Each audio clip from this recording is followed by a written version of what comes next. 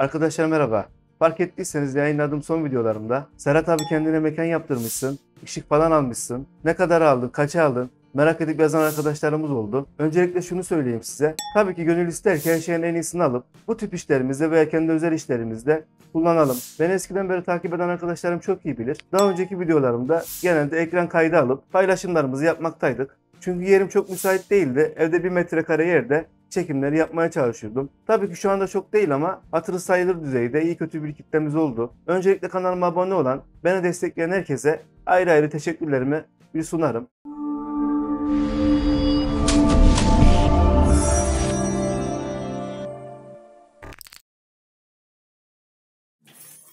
Şimdi bu ışık konusuna gelecek olursak, iş yerimin arkasında ufak bir oda vardı. O odayı boşalttım. Haftanın belli bir günleri çekimlerimi yapıp özellikle YouTube üzerinden size daha iyi içerikler üretmek için kendime göre ufak bir ayar yaptım. Tabii ki hala eksiklerimiz var. Onları da yavaş yavaş yerine getireceğiz. Şu anda arka fonda kullanacağım. Elimde 3 tane ışığım var. Bir tanesi gördüğünüz gibi yeşil bir led. Bu yeşil ledi sevdiğim bir arkadaşım bana hediye getirdi. İkincisi şöyle bir mor bir ışık veren gördüğünüz gibi bir floresan var. Bu ışığı 50-60 liraya temin edebilirsiniz. Sadece gördüğünüz şu alttaki aparatı elektrikçi bir arkadaşınız varsa, bir tanıdığınız varsa ona yaptırabilirsiniz. Yoksa da herhangi bir elektrikçiye gidip 20-30 liraya da şu aparatı yaptırabilirsiniz. Burada sadece kablonun uzun olmasına dikkat edin. Çünkü ben 4-5 metre kablo yaptırdım kendime. Tabi siz odanızın büyüklüğüne göre uzunluğunu kendinize göre ayarlayabilirsiniz. Bir diğer ışığımsa bir masa lambası. Bu daha önce bende vardı. Herhangi bir masraf etmedim buna. Bu ve buna benzer aparatları da internetten çok uygun fiyata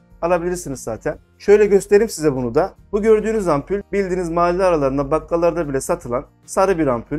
Bunun renkli ledli olan ampullerini de kullanabilirsiniz. Onları da 20-30 lira arası internetten kolaylıkla bulabilirsiniz zaten. Yani şu anda benim kullandığım 3 tane ışığa hiçbir para vermedim. Zaten bu tip işlere çok para vermeyi seven biri de değilim. Elinizdeki imkanların en iyisini kullanıp ışıklandırmanızı, odanızı ona göre ayarlayabilirsiniz. Bir şey daha söyleyeyim size. Normal düz bir ampul veya bir floresan alıp kırtasiyelere satılan ufak naylonumsu renkli kağıtlar var. O kağıtları da 5-6 liraya temin edebilirsiniz. Bu tarz ışıkların önüne koyduğunuz zaman istediğiniz renkleri kullanabilirsiniz. Yani çok para harcamanıza gerek yok. Veya evde bir abajurunuz varsa renkli ampuller alıp kullanabilirsiniz. Bu işlerde asıl önemli olan sizin karşıdaki ışığınızdır. Normalde hem sağınızda hem solunuzda hem karşınızda ışık olması gerekir. Yani fotoğrafçılık deyimiyle bu 3 tane ışığı hapsetmemiz gerekir. Normali de budur. Tabi dediğim gibi gönül istiyor ki en iyisini almak. Ama sonuçta da Hollywood'a film çekmeyeceğiz. Benim şu anda kullandığım sadece bir tane profesyonel bir ön tarafta ışığım var. O da bana şu anda yetiyor zaten.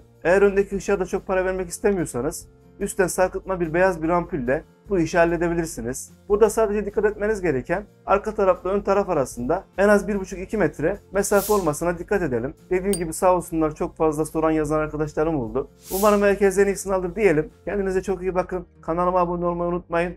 Sağlıcakla kalın.